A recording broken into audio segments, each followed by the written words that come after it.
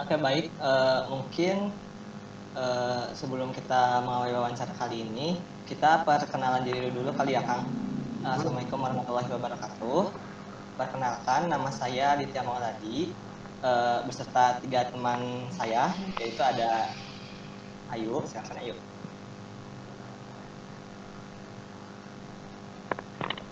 Perkenalkan Kang Widya Chandra. Ya, halo Ayu. Halo Kang Novi. Halo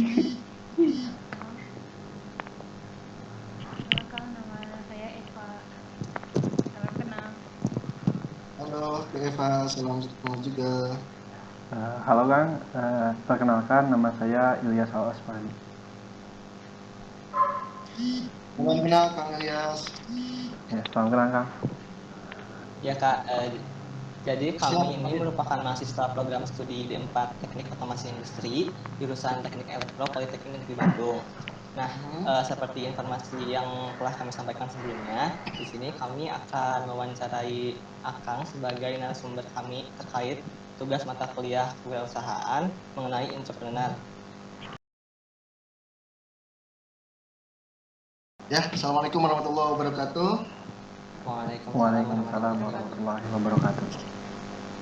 Ya, terima kasih Kang Adit, Kang Ilyas, Teh Ayu, dan Teh Eva. Ya, alhamdulillah bisa silaturahmi. Perkenalkan, nama saya Novi Setia Fiat. Boleh panggil Akang, ya, boleh panggil adik juga boleh, asal jangan panggil saya Tete.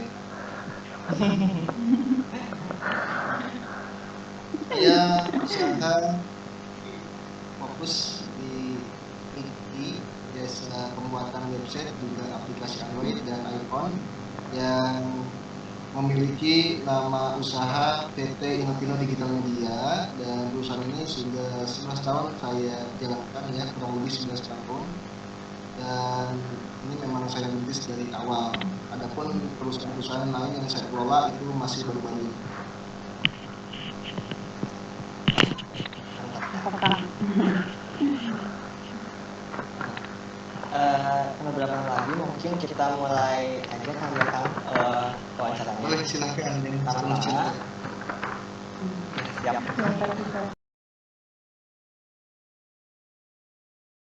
Pertama-tama bisa diceritakan terlebih dahulu Kang masa kecil Akang gitu, terutama yang berpengaruh terhadap karir entrepreneurnya gitu. Baik, jadi ceritanya pada zaman dahulu lahirlah seorang anak laki-laki bernama Novi. Singkat cerita, saat SD sudah mulai aktivitas berjualan, yaitu menjual produk yang dibuat oleh ibu, yaitu keripik, ya. Kemudian ada es potong juga, saat itu saya jualan, masih ingat ya, jualan ke teman-teman kelas waktu SD. Tidak ada rasa malu karena memang itu sebuah kesenangan untuk saya, jadi hobi saya waktu itu udah jualan. Hanya memang bukan menjadi sebuah cita-cita, karena waktu cita-cita kecil saya ini pengen jadi pilot, astronot, alien gitu. Cita-citanya memang pada umumnya gitu. Ya betul nggak kan, kalau juga cita-cita kecil pengen jadi dokter, ya, pengen jadi astronot, ya, jadi alien juga gitu.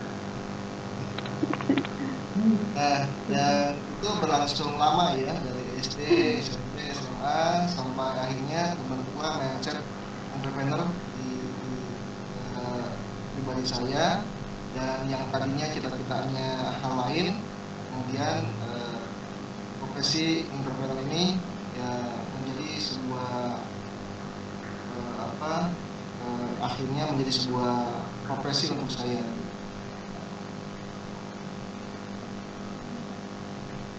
Oke, menarik Kak, ceritanya menarik banget. Nah, kalau boleh tahu, apa sih yang membuat Akang lebih memilih untuk menjadi seorang wirausahawan gitu, menjadi entrepreneur dibandingkan dengan menjadi karyawan? Karena saya dapat CPNS ditolak. Kemudian juga ternyata lebih senang ngatur gitu. Jadi saya sempat kalau misalkan oke, saya lanjut dulu. Jadi begitu saya lulus SMA itu saya nggak langsung kuliah karena tadi saya daftar CPNS dulu, tapi ternyata gagal sampai akhirnya saya ngalir ya teman-teman yang seangkatan itu sudah mulai kuliah dari tahun sebelumnya, tapi saya baru mulai, jadi saya baru ngalir. Nah kemudian karena akhirnya di CPNS saya nggak diterima ya di PNS, kemudian saya mengambil kuliah saat itu juga sudah pada pendidikan perguruan tinggi sudah pada tutup, dan alhamdulillah dapat rekomendasi untuk kuliah di salah satu perguruan tinggi swasta yang insya Allah masuk satu terbaik juga di Bandung, yaitu Politeknik dan Teknik PTKI Bandung. Jadi saya waktu itu kuliah di sana dan saya sambil jualan. Jadi di waktu libur saya jual kaki lima, kemudian di waktu kuliah saya juga jualan keliling keripik ya. Jadi saya hobi jualan keripik ternyata dari SD sampai kuliah itu ya, ke teman-teman kuliah. Dan kenapa saya akhirnya menjadi entrepreneur? Tadi bukan jawabannya ya, tadi mah hanya informasi aja. Karena saya ditolak PNS, saya merasa nggak cocok untuk bekerja. Intinya ketika saya berpikir kembali, ternyata menjadi orang entrepreneur itu peluang untuk bisa bermanfaat untuk orang lain itu lebih besar. Jadi ketika kita misalnya punya banyak karyawan, maka otomatis kita bisa yang kita nafkahi bukan cuma keluarga sendiri saja, tapi juga karyawan dan mungkin keluarganya juga. Jadi bermanfaatan kita untuk umat itu jauh lebih besar menjadi pengusaha. Tapi memang ini berkaitan dengan passion masing-masing. Ada yang memang lebih tertarik menjadi seorang entrepreneur, ada yang memang lebih tertarik menjadi seorang pekerja. Semuanya sama-sama baik ya, yang penting yang halal ya jalanin saja. Hanya saya memang lebih tertarik menjadi seorang entrepreneur dan salah satu alasannya itu ya, dinas saya ingin kehidupan saya tidak hanya bermanfaat untuk diri saya sendiri dan keluarga saja, tapi juga mudah-mudahan bisa bermanfaat untuk orang lain dan umat pada umumnya. Oh, jadi Akang tuh emang dari setelah lulus tuh tidak mengalami bekerja sebagai karyawan terlebih dahulu, Kang? Oh iya, saya sambil kuliah, sambil jualan. Waktu itu saya sambil kerja juga di sebuah perusahaan IT. Jadi dari perusahaan tersebut saya dapat ilmunya ya, ilmu tentang kerjaan di bidang IT, kemudian cara mengolah karyawan. Ya jadi alhamdulillah ya dari pengalaman tersebut sampai akhirnya saya bisa membuat perusahaan sendiri juga yang di bidang IT dan sampai saat ini masih berjalan. Oke Kak, tadi kan udah diceritain tuh kenapa alasannya kayak gitu. Nah, tadi juga Akang juga sempat cerita kalau misalkan dulu tuh pernah coba usaha keripik dan yang lain-lain. Nah, selain itu ada lagi gak sih Kang usaha yang pernah Akang coba gitu? Jadi yang mulai saya serius jalani dulu pernah waktu kuliah juga ya, selain yang Inovino ini saya merintis usaha di bidang fashion. Jadi kita bikin butik ya, ada tokonya, kemudian produksi sendiri. Ya, cuman ya ternyata kita agak kewalahan di sana karena ada beberapa bisnis yang saya kewalahan karena saya nggak fokus di satu bisnis gitu ya. Misalnya di Inovino saya ada kesibukan, kemudian di bisnis lain juga ada dituntut harus ada yang dikerjakan juga, sampai akhirnya bisnis lain saya lepas dan fokus di Inovino. Cuman untuk saat ini memang ada beberapa usaha yang jalan, nggak ada PT yang di bidang lain gitu ya, perusahaan di bidang lain bukan IT, tapi itu bukan saya yang menjalani, saya hanya investasi saja. Sementara yang saya fokus terjun di dalamnya adalah PT Inovino Digital Media ini, dan ada yayasan yang saya kelola. Jadi kalau yayasan saya terjun langsung dulu ya, jadi itu namanya Yayasan Darul Azkar Nusantara, jadi bergerak di bidang sosial, yayasan nirlaba yang memberikan tempat tinggal juga pendidikan untuk anak-anak yatim dan duafa. Saat ini ada cabang di Bandung dan Kuningan. Itu sama-sama dirintis dari tahun 2011-an ya kalau nggak salah dengan Inovino.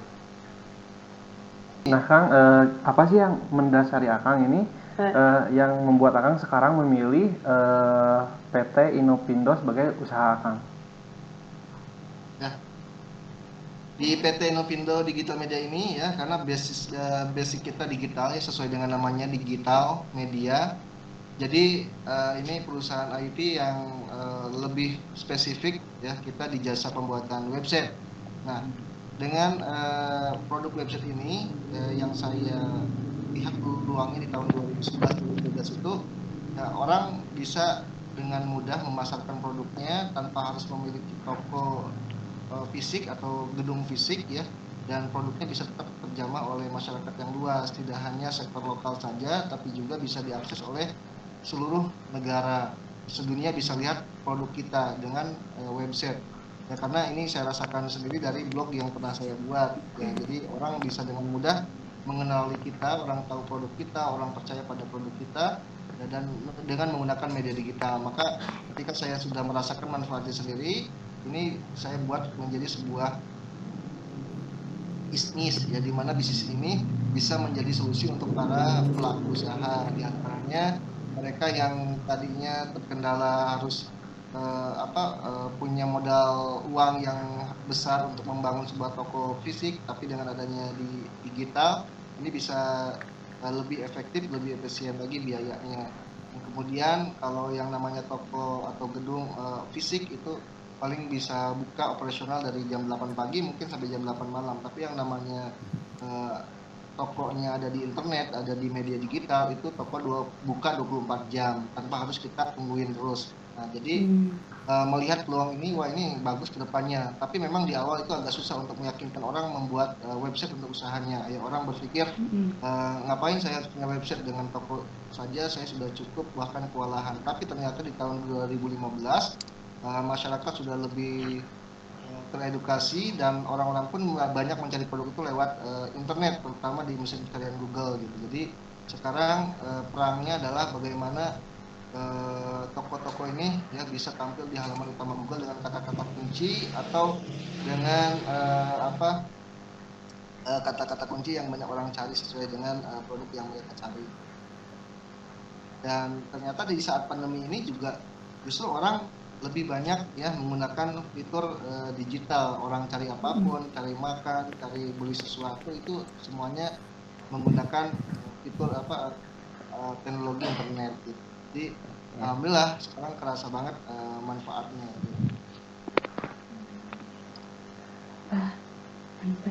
Lalu Kang, berkaitan dengan menjalani usaha nih Kang, pastinya kan ada, tidak selalu mulus nih Kang, pasti ada hambatan, rintangan, bahkan ada kegagalan juga nih.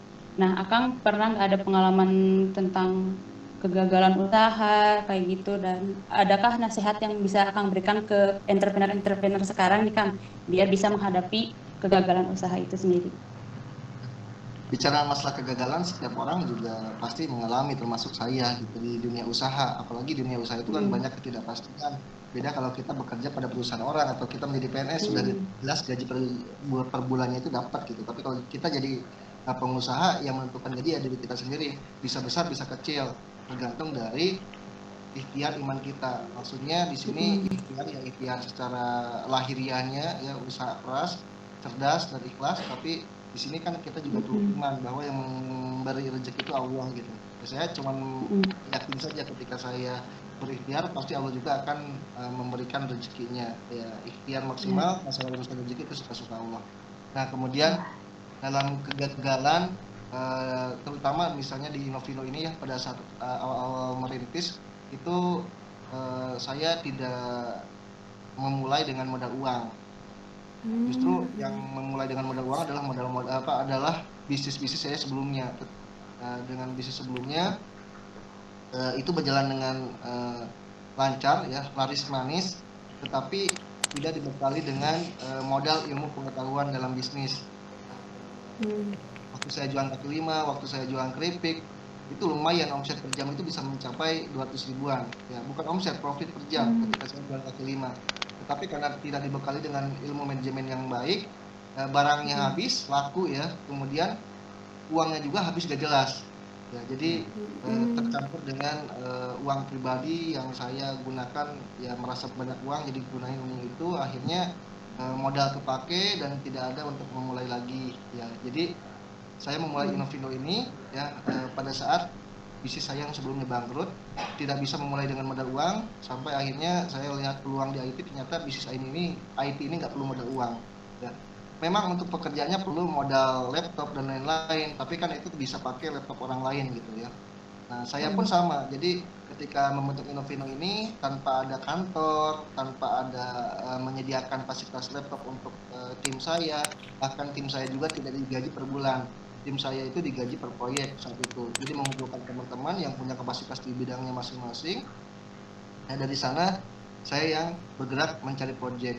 Nah, dan ketika saya cari proyek itu bukan hal yang mudah ya, mendapat penolakan, saya merasa gagal, saya merasa apakah tidak cocok menjadi seorang pengusaha, itu pernah saya rasakan.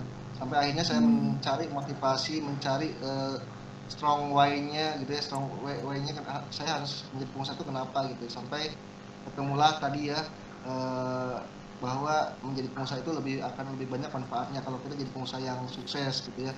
Kemudian ternyata dalam hadis pun dijelaskan 9 dari 10 pintu rezeki itu berasal dari perniagaan. Kalau kita melamar pekerjaan ke sebuah perusahaan belum tentu diterima, karena yang daftar bukan cuma kita saja, tapi ketika kita mulai usaha ya itu peluangnya jauh lebih besar untuk suksesnya. Makanya saya memilih jalur wirausaha ini. Nah, ternyata berat juga ketika memang memulainya dari merintis dari nol ya gitu. Nah, dan pada saat saya mendapatkan penolakan itu ya alhamdulillah kembali lagi ke niat saya harus bisa sukses, karena agar saya bisa jadi orang kaya, dan kekayaan ini tidak hanya bisa dinikmati oleh diri sendiri saja, tapi tujuan besar saya adalah bagaimana kekayaan saya ini bisa bermanfaat juga untuk umat.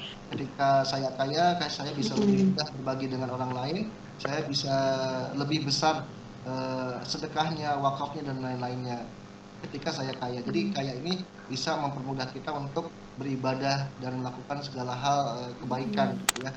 Nah, intinya memang kaya salah satu tujuan, tapi bukan tujuan akhir. Tujuan akhirnya tadi bermanfaat untuk umat gitu.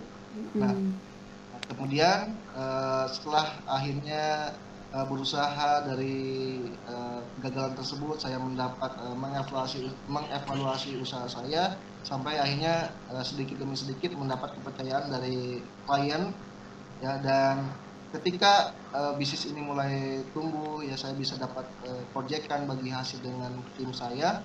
Nah, di tahun pertama tim saya juga hancur, bubar. Proyekan sudah ada, diujinya dengan tim.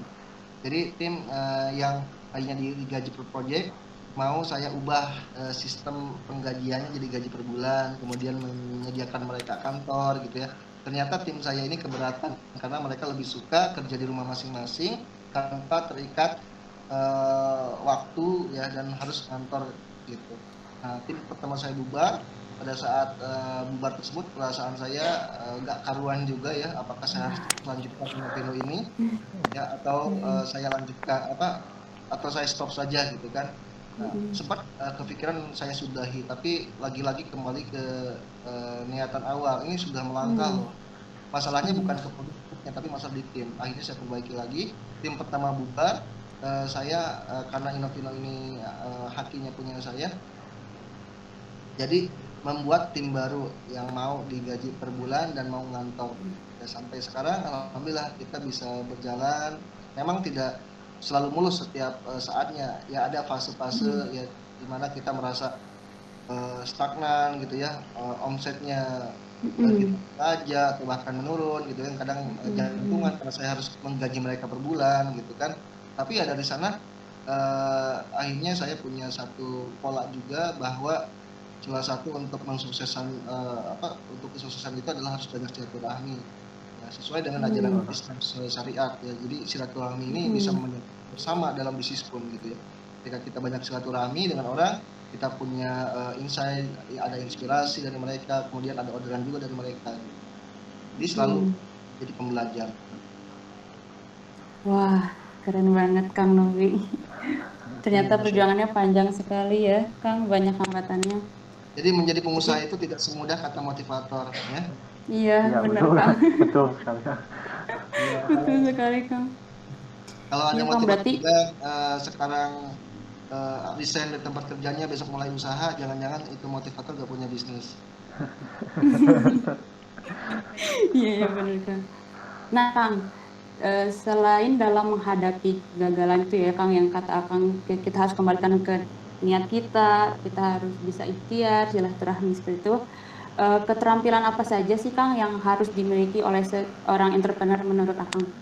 Ya, keterampilan yang namanya Mm. skill itu ada hard skill, ada soft skill. Hard skill Ah, memang iya perlu, betul.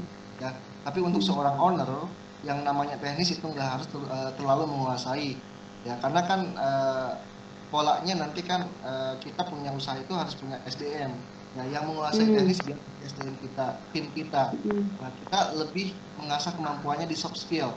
Soft skill ini ya bisa dari cara komunikasi, ya, negosiasi, kemudian etik kita sebagai seorang pengusaha, sebagai seorang pribadi yang harus menjaga kejujuran, ya, dan amanah, itu yang paling penting.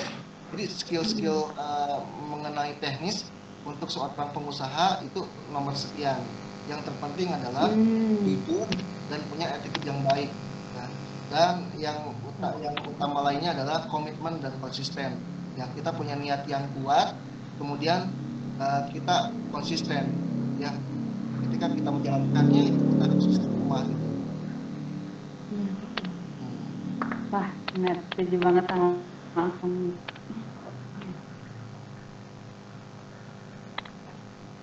Baik, kita lanjut. Jadi kan kakak juga pasti punya keterampilan yang emang harus dimiliki oleh seorang entrepreneur ya kak. Nah, bagaimana cara kakak untuk belajar menjadi seorang wirausahawan yang berhasil gitu kak? Oke, Jelas nggak? ya, intinya selalu menjadi pembelajar, ya, selalu menjadi pembelajar dari setiap prosesnya, dari setiap kegagalan yang pernah kita alamin, ya, dan banyak silaturahmi. Masuk ke komunitas-komunitas bisnis yang itu berpengaruh, ya, pada bisnis kita, pada kehidupan kita. Intinya komunitasnya harus positif. Gitu ya. Terus kan ya kak, pasti kakak juga sekarang udah bikin usaha yang sampai segede ini gitu ya kak. Amin, Kakak tuh amin. udah emang termasuk ke entrepreneur yang berhasil gitu lah ya kak. Nah, Amin. tapi di balik keberhasilan menjadi seorang entrepreneur itu pasti ada kunci kesuksesannya. Nah, menurut kakak kunci kesuksesan seorang entrepreneur itu apa sih kak gitu? Ya, komitmen dan konsisten. Tanpa komitmen kita tidak akan pernah memulai, tanpa konsisten kita tidak akan pernah menyelesaikannya dengan baik. Betul, betul banget ya kak. Mantap. Ya, tadi kan kata kakak tuh emang sudah mewanti-wanti untuk melakukan silaturahmi gitu ya kak, biar kayak mempermudah kita untuk mendapatkan relasi gitu. Nah, menurut kakak apa sih arti relasi sebagai seorang entrepreneur gitu kak? Artinya simpel. No interaksi, no silaturahmi, no relasi, maka no transaksi. Wah. Jadi bisnis itu bagaimana mau jalan ketika kita tidak punya relasi, kalau kita tidak punya silaturahmi. Betul sekali Kang, relasi merupakan hal yang sangat penting dalam membangun sebuah usaha. Nah, menurut Akang sendiri ini bagaimana sih cara mengembangkan relasi dalam berusaha ini? Ya, untuk mengembangkan relasi bisa untuk relasi dalam hal menambah wawasan kita tentang usaha yang kita jalani, itu dilakukan dengan cara misal kita bisnisnya di bidang fashion, ya, kita produksi baju, maka silaturahmilah ke pengusaha baju yang sudah sukses, ya. Silaturahmilah ke pengusaha yang sudah sukses di bidangnya, maka kita akan belajar untuk bertumbuh juga dari sana. Nah, kalau kita misalnya berelasi untuk mendapatkan pasar atau calon klien, maka masuklah ke komunitas-komunitas bisnis, ya, yang memang di sana ada pasar kita masuk di dalamnya, yang mulai membangun silaturahmi, membangun promosi di sana. Ya. Jadi intinya ya untuk sekarang masuk komunitas itu sangat mudah, ya komunitas bisnis, organisasi bisnis itu sangat mudah. Tidak harus ketemu langsung juga bisa, karena di online di grup-grup Facebook, Instagram itu sudah banyak. Jadi dengan mudah kita bisa masuk komunitas. Iya Kang. Lalu kan dalam berusaha itu pasti tidak akan jauh yang namanya dengan yang tadi Kang sebut, niat kita, lalu relasi terhadap lingkungan luar. Nah, satu hal lagi nih Kang, yang mungkin banyak menjadi permasalahan dalam memulai suatu usaha Kang, yaitu modal. Nah, menurut Kang itu bagaimana sih cara kita untuk mendapatkan modal dalam berusaha? Oke. Angkat tangan di antara teman-teman berempat ini yang mau jadi pengusaha. Semuanya kayaknya. Semuanya, oke. Yang pingin dapat modal usaha, angkat tangan. Gimana? Yang pingin dapat modal usaha, angkat tangan. Ketinggalan saya juga dapat modalnya. Nah, pengen ya dapat modal semuanya? Ya. Oke, sekarang silakan tunjukkan jari telunjuk saya ke saya. Jari telunjuk kalian ke saya. Boleh tunjukkan ke layar jari telunjuknya? Itu. Oke, tahan. Nah, Ini. saya Tahan. Saya ingin jari telunjuk kawan-kawan ini ya ditahan dulu. Saya akan kasih modal 10 juta untuk memulai bisnisnya, tapi saya minta tukar dengan 1 jari telunjuk kawan-kawan. Ada yang mau?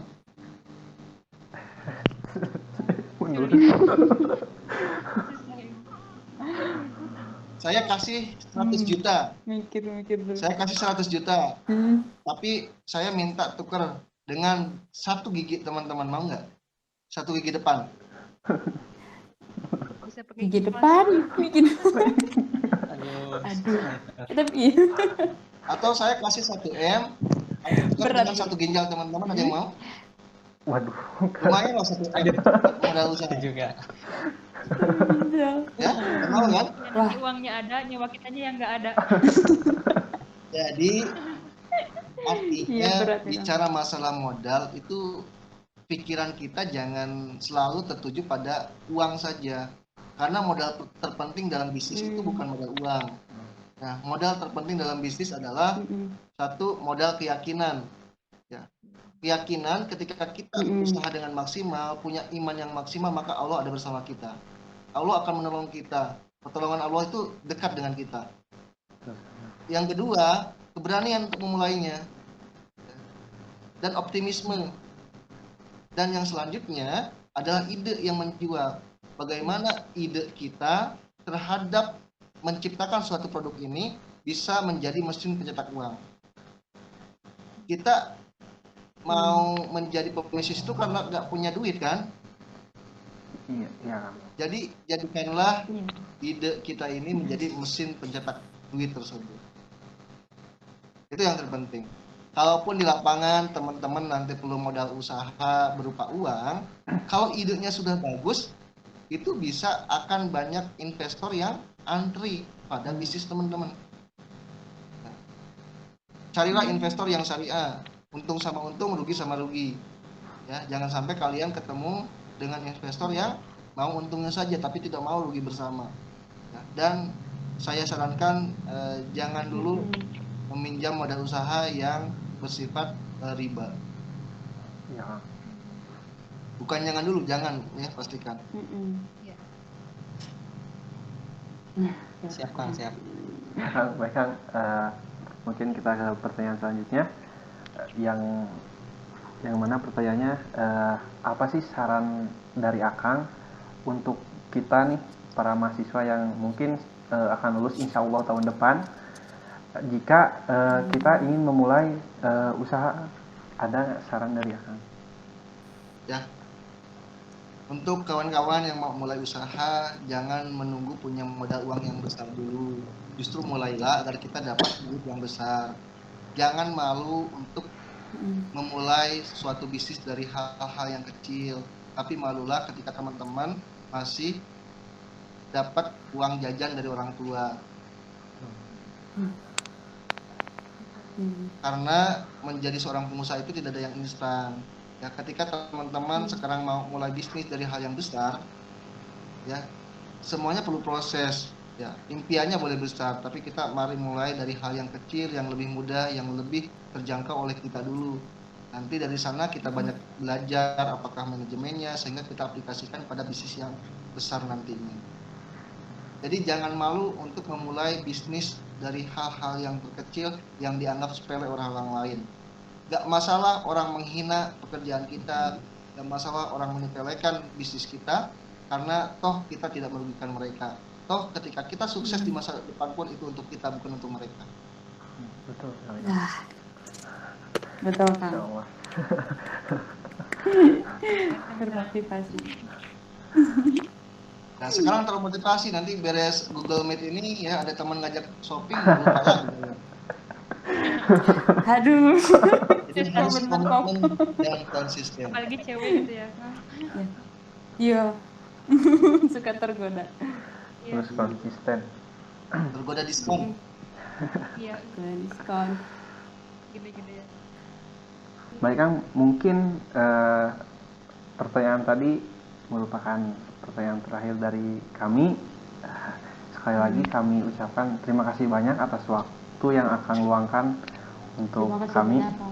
Kami sungguh-sungguh berterima Ya, kasih. sama-sama Kang Adit, ya, kemudian Kang Ilyas, Teh Ayu, dan Teh Eva, ya, sukses untuk kalian Iya. semua, sukses berkah berlimpah untuk Amin. kita semua, dan mudah-mudahan pertanyaan Amin. terakhir tadi bukan pertemuan kita yang terakhir, ya, justru ini adalah awal mula perkenalan kita yang nanti mudah-mudahan kita bisa bertemu lagi di lain kesempatan, Amin. kita bisa silaturahmi lagi. Amin. Ya, kalau teman-teman ketemu Iya. saya lagi ngopi di luar, lagi jalan-jalan di luar, ya silakan untuk menyapa saya karena barangkali saya lupa wajahnya, ya, tapi kalau teman-teman misalnya ketemu dan ingat saya, boleh menyapa, jangan malu-malu, ya. Siap, Jangan Kang. malu, jangan gengsi. Siap Kang. Siap. Oke, Siap. ya, kita sama-sama belajar, ya. Kang. Oke, terima kasih semuanya, sukses. terima kasih, Kang. Makasih Kang, sukses dan sehat selalu Kang. Ya, terima kasih banyak ya Kang. Waalaikumsalam warahmatullahi Waalaikumsalam wabarakatuh. warahmatullahi wabarakatuh. Terima kasih Kang. Sama-sama Teh Ayu, ya, Teh Eva, Kang Demi Ilyas, Kang. dan Kang Adit, ya. Ya, Kang.